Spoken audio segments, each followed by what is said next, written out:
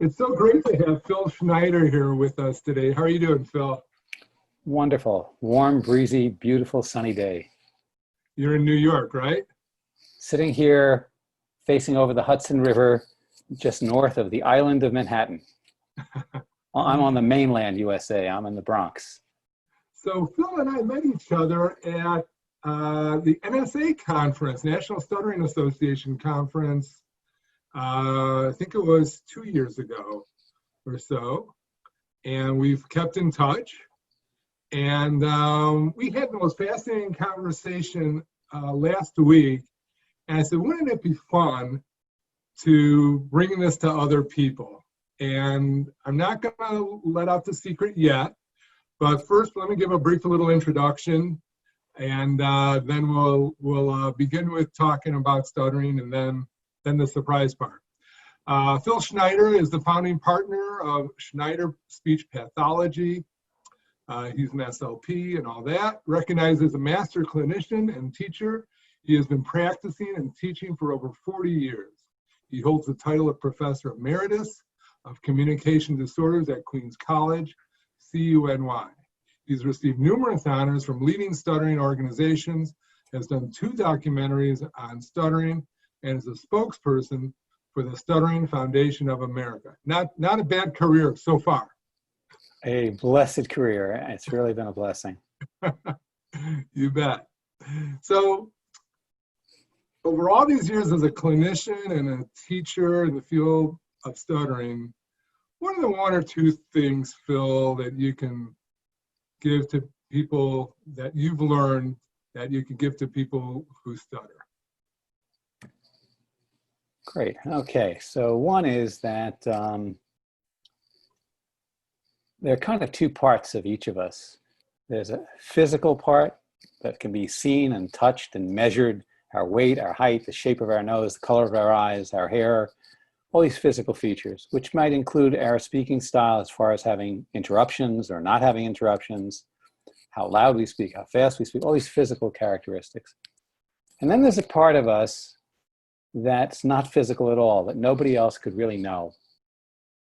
And the only way you could know that other part is if you really listen to the person and you really hear what they're telling you. And that, we can call it our feelings, our thoughts, our beliefs, our spiritual selves. So we have the physical and the non-physical. And when people come to a speech therapist or any kind of therapist because there's something, they're having a problem and they want some help to try to get out of it, it looks like it's about a physical issue, but it's really not. It's about how they feel about something that's going on in their lives. So in your life, being a financial consultant, and in essence, a financial therapist, helping people find out, you don't just have to solve the material thing, which is dollars and numbers. You have to help them find their own values and live closer to those values so they feel richer no matter how many dollars they have on account. So I think that the tension between those 2 dynamics for the person who's living with this frustrating, annoying, generally frustrating, annoying trait is to wrestle with it on those 2 different planes. And sometimes it takes you in directions that look paradoxical. So when you feel better with yourself, you may allow yourself to speak more, and you may allow yourself to stutter more because you may not be treading on eggshells trying to do this technique or that technique. But you might feel freer. You might feel better about yourself. And lo and behold, very often people like that wind up even speaking more fluently and having fewer interruptions. And the flip side is sometimes you can develop some strategies that can really help you minimize the amount of time, effort, energy that you spend struggling with these interruptions. So for me, the work has been a dance between those 2 domains. And I guess that's kind of a big frame for me. And so this frame that you just talked about has just played out in your life in another way. A few years ago, you were diagnosed with Parkinson's. And when I met you, you were dealing with that. You looked incredibly so much better, and you have a big story with that. How are you doing with all this? So I'll back into that with another comment about myself and the career with stuttering, because I never really set out to be a person who works with people who stutter. I never even Really? set out to be a speech therapist. So everything in Hmm. my life has been an interesting aha moment. Uh, but I lost my thought for a second, so I'll just take me a moment. Yeah, there are different ways to learn about something. You can learn, so when you start studying for a profession, you listen to lectures and you read books and articles, and people are telling you things. And then as you begin to, quote, practice a profession, you begin to see and experience things. And so you begin to learn by being close to people, and you start to learn from your real teachers, who are the people who come to you who have this as part of their life. And they tell you what it feels like, and they tell you how things work and don't work for them, and what their pain and Hmm. suffering is, what they're, so that's the next level of learning. And I always knew there would be a third level of learning for me. I actually always believed that I would develop a stutter. Really? Always. I always knew that my life would go down like that. Hmm. So this other journey is, and I always had, as much as many people are born with difficulty speaking, it was one of the things that was like an asset in my life. Like I was always asked to, I always was the actor in the school play. I read the Bible in public school in the morning auditoriums. I did the radio announcements. I was always sought out for having a strong voice, clear speech, and I always enjoyed talking and listening to people. So it's sort of a natural thing. So about 5 years ago, I noticed that my left thumb was starting to tremor. I'm left dominant. And I also started to realize I couldn't write my signature anymore in a way that was even halfway legible. It was never great, but it was reducing at rapid rates. Yeah. And then I noticed that I couldn't write a phone number down and be able to read it back, which was pretty dramatic. So I'd be listening to a call professionally, and I couldn't write down the person's name or phone number. And then other things started happening. I started losing my voice. I started having trouble with drooling and saliva. So my speech started to become very fuzzy. And here's the surprise part. And then my hand tremor went from a thumb to a hand to an arm. So my Really? first response to the situation was, don't let anyone know. Don't let your wife know. Sleep with your arm under the pillow. Walk with your hand in your pocket. Don't go out too much. Certainly don't go to a synagogue where you hold a prayer book and stand amongst other people, because the book will shake right out of your hand. Yeah. And so I started to withdraw from being in front of people. I felt ashamed, embarrassed, humiliated instantly. This was a real, and I went like, wow, it's universal. Someone doesn't want to feel out of control of their body in front of other people. It's a feeling of being less than. And it doesn't matter whether anybody mocks you or cares or anything else. Yeah. It instantly became my go-to place, denial and hiding, and including my wife. So in a sense, you became a person who stutters. I became a person who had a motor control issue. It did affect my speech as well as other things. And I developed instantly all the feelings that surround it that I'd heard about, Yeah. which is Amazing. feeling, yeah, and I think profound, because I don't think it's unique to me. I think that if we could perturb anybody in such a way that they suddenly started like having some kind of wild tic behavior, and to some Yeah. extent stuttering parallels that, the instant response is to hope that you can hide it from, not just from other people, but in fact from yourself. Yeah. So I started trying to game it and find ways to, again, my hand was always in my pocket. If I needed to carry 2 items, I couldn't, because I didn't want, if the affected side was holding the item would start flying around. And if I didn't go to a doctor and I didn't have a diagnosis and I didn't do anything about it, then I could continue to feel like maybe it's not really, maybe this is a bad dream. Hmm. And I knew enough about Parkinson's from my professional life. And in fact, my one sibling, who I'm very close to, has it. And she's very, very debilitated. And so at the same time that I was trying to hide it, I also was going like, damn, this is the real deal. Because I said to myself, if it gets worse over the next year or two, I'll know what it is. Because there are 2 types of tremors that we acquire in our mature lives. One is called an essential tremor. Many people have it. It has no significance. It's just there. And then Parkinson's, which progresses from one point to another and starts to develop all kinds of other things. So again, the first place I got stuck was embarrassment, shame, depression, withdrawal, hiding, all, and that is the biggest loss of all. You start to not spend time with people. You start to feel like less. And I think that I always viewed the most severe, when people say, how bad is their stuttering? I say, I mean, how well do they stutter? I said, because you're with somebody who stutters dramatically a lot, it means that they're very courageous and they're having a good life. They're out there. It's the person who just says nothing. Would you like some more? And then, everything's Right. because that inward suffering and silence is the biggest pain. So let's see. Absolutely. You know, I'll tell you, for whatever people see about stuttering, it's like an iceberg. That's the tip of the iceberg. Underneath that ice, there's so much worse things going on inside of you. It's just, there's so much more to it. Well, again, it speaks to the physical and the non-physical. And our lives, the quality of our lives are based on the non-physical. Love, there's no physical measurement for it. It's not explainable. Fulfillment, purpose, success, significance. They're not physical terms, and yet they're the things that make us at the end of our lives feel like we had a good run. Yes. So let's see how this evolves. So the next thing, which I guess is interesting from the point of view of speech therapy and speech therapists as an industry, is going to a professional for help and becoming the patient. You're no longer Phil or Larry.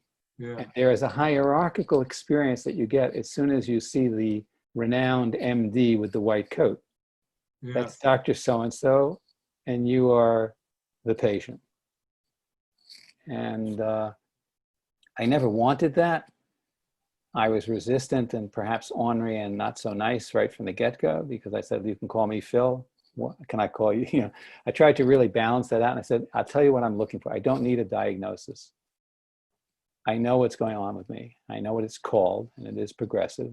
And I have the data. There's nothing, you know, I can tell you what's happening to my coordination, blah, blah, blah. I said, I'm looking for a partner to collaborate with, to maximize my function, not to slow down deterioration. Because what they tell you is you've got a progressive neurologic disease. Boom. So being, you know, like putting the stamp on it. And I said, no, I have a challenge. And I'd like to talk about what kinds of successes you've seen in people's lives and what things you've seen people do that have really helped them come alive.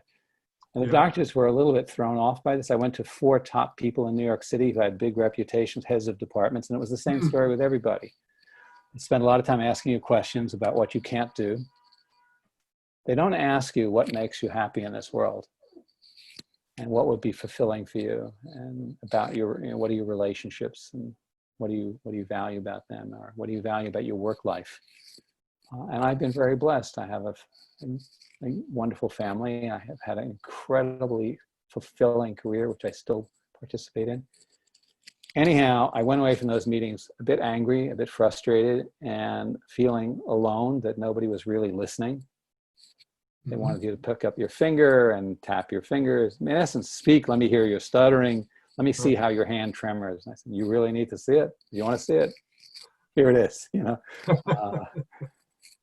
And they made prescriptions. You know, that's what you're going to do. And I never sitting there, thought, I'm going to take any of that stuff. So I started looking at the YouTube of people who had, just like, it would be like looking for you on the YouTube, because you put out you've had an amazing journey, which you're very proud of, which you should be, of coming to grips with a part of your life, and you share it with people. And that's one of the things that you're really doing here.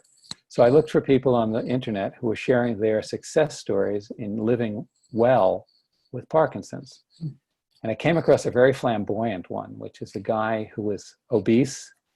He was probably more than 100 pounds overweight and somewhat depressive in nature, and acquired Parkinson's probably in his 30s or 40s, which is pretty unusual and quite crushing as a young man with a family. And says, I don't know what turned him around, but at some point he decided to become Mr. Physical success. And he actually became a ninja warrior on this television show, competing as a person with Parkinson's. And he had Parkinson's. Yeah, Wow. look up Jimmy Chow or Jimmy Chu. If you look up Parkinson's man, ninja warrior, and I said, you know, if this man could start doing push-ups and running and everything else, take off the weight, start eating right, living right, and caring for his body, and actually not just go beyond a physical. And when you see him waiting for the gong to go off to start the competition, he's standing there shaking like a leaf. The gong goes off, and he flies out there. He's on. He's on it. Like a person who stutters, who really talks about something they're passionate about, they become, they're as good or better than anybody else. Can be a great communicator and stutter, so long as you feel okay about it. So I started doing all kinds of crazy stuff. So Like what? well, first of all, 2 years ago, I was closing my office because I felt I could no longer work. And so I felt I watched other people doing strange things. So I got this idea of getting a pair of walking sticks because I was losing my balance. Yeah. And I started going fast walking through the woods and things, and I could do it with the sticks fast without losing my balance because now I had 4 points. Then I got music, and I got high energy music, like Irish dance music, and I started skipping and running through the woods. Really? And every day now, that's how I start my day. And then I found a guy, miraculously by accident, who is a trainer who wants primarily to help people with Parkinson's. Wow. And he lives a block away and has a gym in his home, like virtually around the corner from me. I had no idea. He's been there 20-something years. And you never knew. And never knew. And he does boxing and weightlifting, and I work out with this guy like 3 times a week, even now through the Zoom. Wow. So I'm in better shape now than I was 5 years ago, and I have the Parkinson's to thank for it. Amazing. And I've acquired this sense of this tremendous humility, because when you think, I also realize you think you have a deal in life, like this is what I've got, this is what's meant for me, and you don't have a deal. You never know what's coming down the pike. Right. And you never know what that is. It can look bad, and it can turn out to really be an extraordinarily satisfying, meaningful endeavor. So I've turned this into like an athletic competition. How far can I go with this stuff? And it's caused me to improve my relationship at home, my marriage, because I can't tolerate any stress. So I have to find out how to get rid of all the garbage stress. And that's been interesting. And I also need rest. And I need to eat better. I need to watch certain things. Sugar is horrible for this. Gluten is horrible. Dairy is horrible. So all these things that I enjoyed, I had to change eating and change resting. And I'm forced to exercise, because I always wanted to do more, but I felt I wasn't entitled to take the time to just go out and play. Now I feel I have to. So it gave me an excuse to have a better life. Then I lost my voice. I lost my voice. Yeah, how do you deal with that? The same way, denial and hiding. Like I decided I'll stop working. And I said to myself, you know what? It's okay to be quiet. I'll listen more. And I did that for months, and it got weaker and weaker. What turned it around? I don't remember what was the catalyst, but I wound up trying to find somebody to take on as the trainer. Working with the trainer, he said to me, why aren't you doing something with your voice? And I went like, I could do this. I now have muscle tissue I didn't have. I can pick up things I couldn't pick up. Why not? And I used to help people who had Parkinson's with their voice as part of my work. So then I said, okay, I had to find somebody. So I actually wound up hiring somebody who'd been one of my students in my voice courses. Wow. And I said, listen, she was embarrassed. She says, you taught me everything I know. I said, I don't need you to teach me anything. I need to pay you a lot of money. I need to travel to your office to show up, so I would be embarrassed not to practice. I need you just to be there as my partner. I don't need you to drive the car. And I went for several visits, and each time she'd say, you're doing great. And I said, is there anything else you could suggest? But going there week after week, I started to work on my voice. And the interesting thing about Parkinson's, and maybe it's true in stuttering as well, if you work at something in a reasonable way, it's not rocket science. You get better. So if you do more speaking and you switch from backing away to going forward more and more often, as you have done in your life, you get better at going forward. Yeah. If you go backwards, you get better at going backwards. If you speak out more, you get better at public speaking. And you don't have to really work just on the stutter. So before we got on this call, I had to spend about 15 minutes on my voice. Really? Doing what, for example? First of all, if I don't sip, I don't survive. If you don't, oh, sip. Okay. Sip, sip, sip. So All more right, then I'll join you. to good things. And then there's a funny little exercise that I learned years ago that I use with a lot of people. It never occurred to me to use it with myself. It took me going to this therapist to start thinking about how I was going to fix my voice. The traveling on the train to the therapist and back was the most therapeutic, because I was like thinking, okay, what have I done? What more do I want to do? Am I willing to do this? Would I rather just go down the tubes quietly? Do I want to fight? You know, all that wrestling that you do with yourself, going to the therapist and back was the time set aside for that. Yeah, right. So this is the funny exercise. It's very helpful to anybody.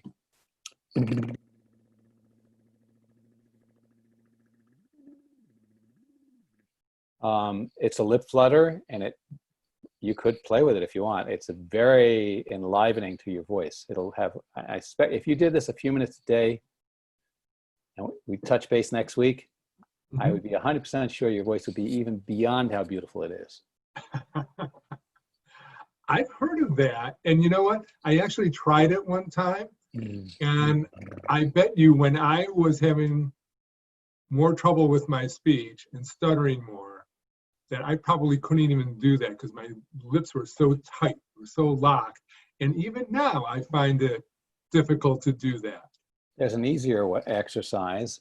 If that one's difficult, and it is for many people, cannot do that, where you put a straw in a cup of water and you blow bubbles and hum at the same time. It has the same physiologic effect that the lip flutter does, but anyone can do this. So you're blowing into the cup. I don't have a cup here, but so that's that piece. So I think once you start to find you can do something for yourself in your life, it becomes very exciting and addictive. It's exhilarating, isn't it? It's intoxicating. Once you Exhilarating, get that ball moving. intoxicating, enlivening. Yes. So that I think that Parkinson's exaggerates a natural tendency, which is it pulls you inward to do less and to be less, to say less, to move less, everything smaller and less. And if you see people who are, you can watch them, the posture pulls down and in, and their expression flattens out. Many people who are suffering with stuttering, not just people who are challenged with stuttering, but those who are suffering, are pulling inward. And I did for 50 years. And whatever it is, and so what I like about your saying that, the sad part is the 50 years that you suffered. The exciting part is it ain't over at 50 years.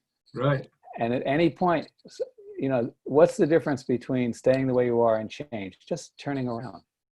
Yeah.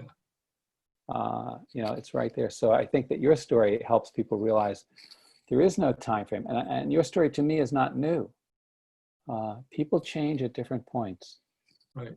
So I think that, as you say, exhilarating, intoxicating, it's exciting to be in a fight and to find good coaches who really believe beyond logic that you can do anything. You know, you're, I have this line that I like to tell people, that your greatest challenge can be your greatest triumph. And I would imagine that you're feeling right now that, you know, you haven't gotten to the ultimate that you can get to, but you're feeling like this must be one of your greatest triumphs in your lifetime, with all the triumphs you've had. Yeah. You know, if you think about great movies, great novels, they're always about somebody that's under tremendous challenge, and somehow they don't just survive physically, but they rise above it spiritually, emotionally, in some other way. So I think that I didn't know you before you went through this piece of your journey, but I have a feeling you have a lot more joy in you now. Your face is just filled with positive energy. And look at all the things that you feel impassioned to do now. set up a podcast, write about things, share your journey, call people voluntarily to support them, reach out, go to stuff. You know, you feel empowered, whereas before you felt disempowered. Yes. Very, So very true. I think you're right. I think that in the end of the day, our lives really are about how we stand up to challenge. And Yeah, I think that's so. So, what can people who stutter learn from your experience? What are the things that you can really inspire them with? well, I don't know that we ever change anybody else. I think everybody has that potential. I think that when I first met you, it was 2 or 3 years. I don't have a good sense of timing. It was probably about 2 years ago. That was the first chapter where I came out of the closet.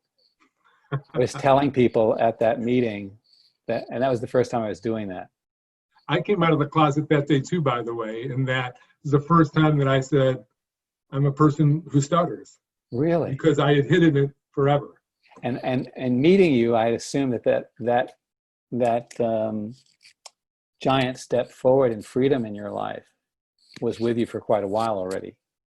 I didn't know that was a present, a celebration of a coming out party. So for me, so when I started sharing it with people, I didn't get pity. I got tremendous love and support. And it brought me to tears numerous times. It was a very emotional time. And it allowed people to be supportive. By telling somebody in the community that I had this, he introduced me to this therapist that became a godsend. I would not have found him otherwise. So you allowing people in and also everybody's got something. Yep. And everybody feels if other people know, and we all feel vulnerable that somehow if it's known, we'll be rejected, we'll be alone, we'll be seen as less than whatever. And it's actually not true. And when you put it out there, everybody feels supported because other people start to tell you their vulnerabilities. Right. And relationships go deeper. And one of the most gratifying things are relationships. And I guess really the big message in my experience with people, this year marks my 50th year working with people who stutter. Wow. And I just closed my office and I had like 2,800 files. Huh. And what I learned from those stories was, make sure, like when you were talking about setting up a seminar so people could do an accounting, which looks like numbers, as to what it is they want to feel fulfilled and full and free and successful and significant in their lives. If you're a person with stutter, it's an interesting way to approach it. What is it that I would like to do that I haven't yet been doing? What things am I doing that I think are pulling me down and holding me back? And you don't have to change who you are physically. You may continue to be a person who has some interruptions in your speech or not. But you can dramatically boost the quality of your life and the amount of fulfillment you have, whatever the circumstances are. So I think, and I think that's your message of your story and of what you're doing now to help other people as part of your benevolence. And these kinds of things lead you to feel very grateful and benevolent. So I now have a whole new career of helping people pro bono who have Parkinson's problems. I'm starting to have a problem because I have too many people. Yeah, I had this happen. My wife, it was amazing. How did this happen? Huh? Started asking everybody, do you know anybody with Parkinson's? Can I call them? Tell me your story. What's been helpful? So somewhere along the line, she wound up speaking to a person we didn't know, who told us about a person who helps with diet issues and vitamin supplements. And from that person, we found out about a self-help group for people who with Parkinson's in a community not too far from where, maybe an hour's drive from where I live. And I went up there just to see what they were doing. And they said they could really use someone to run groups for people for speech and voice. Wow. They said, we don't really have much in the way of funding. We're a startup, not for profit. I said, my pleasure. So I started doing this once a week. And it had certain limitations because I was a professional and it was much more of a social kind of thing. Some people coming to the group had one kind of issue and another kind of. So I went from that to saying, you know what, anyone who really wants to work on their speech or their voice, who can, what it used to be come to my office, now can do it through the computer. It's my pleasure to do that. And so what it does for me, it makes me feel good and benevolent, which is a nice feeling. It helps other people, makes me feel meaningful. And it reminds me to work on myself. So I get a free ride on my own therapy. So it became a whole new branch of my life, and it integrates with my work life. You know, I found, Phil, that one of the biggest changes that I made in my life is just what you're talking about, when I realized that rather than hiding, flip the script and become a giver and just give wherever I possibly can. And I think that had as much an impact on my speech as almost anything. Just changing that mindset to giving, recognizing the challenge. Okay, we have a challenge, but changing that mindset to a giving mindset, what you're talking about, is really beautiful. That's a huge switch from the goal is to hide. Yeah. Now the goal is not just to express yourself from an egotistical point of view. You certainly don't want to shame anybody who's not doing as well as you. You're sensitive, but you want to speak and listen and create communication relationships with people to support them and fire them up in any way you can, or at least help them have a chance to talk to somebody. So I think that your purpose for speaking didn't change from trying to not stutter to realizing you have a mission, and you're mission driven, and it's benevolent mission, which means it's selfless. And so that's, and again, to draw it back to what you said about the seminars you're doing, helping people from a financial perspective, but really it's from a human life perspective, that when you focus your life on being benevolent, it doesn't matter whether you have a lot or you have a little, your life becomes extremely rich, and you can stay up for hours, you can do all kinds, you get empowered by that. Yes. So I think the whole issue of talking from being afraid of what people will think of you when you speak, to opening up relationships through speech and listening, which will empower other people. You have a sense of purpose now. It's much larger than yourself. So you don't have to worry about what somebody thinks about you, because you're the giver. Being the giver, I think that is such a great way forward for people who stutter, to flip from that hiding and do what you're doing and giving. It's just beautiful. It's just such a great example for all of us to follow. So I think that if we look at the situations, the stuttering, growing up with that challenge, acquiring a neuromuscular challenge, that these things can lead you to a better quality of life. I remember thinking, so I started to slow down my work life. I've retired from the university. I never did understand this American dream that you see in advertisements of being a 70-year-old person walking down a beach with some beautiful woman. I was like, that's not a life. Maybe you have a day or two like this here and there in your life, but like, how much time could you spend laying on a beach? Right. Hit a golf ball? I mean, for some people that's fun, but is it a life? It sounds actually sad to me. I think a life is when you're engaged in doing what you're doing, Yes. helping people, and using your life, your life experience, to help other people upgrade the quality of their lives. Then you feel not just successful, but significant. That's a real call to people who are going to be listening to this video, to engage and to give and really communicate with people.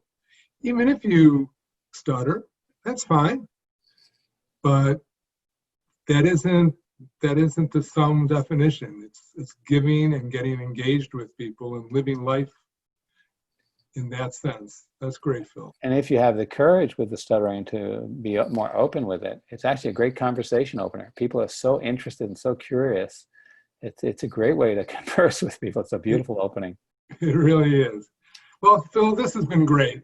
I really appreciate getting together with you again. It's always such a pleasure. And this time we have it on tape so other people can enjoy it too. I'm sending you a sterilized hug.